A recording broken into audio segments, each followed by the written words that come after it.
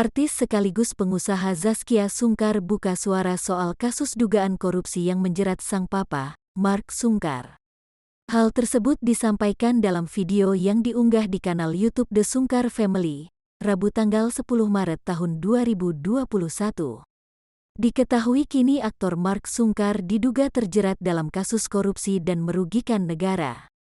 Yang mana di tahun 2017, lalu ia membuat dan mengajukan proposal kegiatan Kemenpora.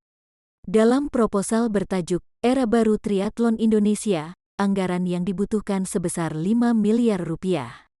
Dari kegiatan itu terdapat uang sisa sebesar 399 juta rupiah lebih dan yang diduga dikorupsi oleh Mark Sungkar.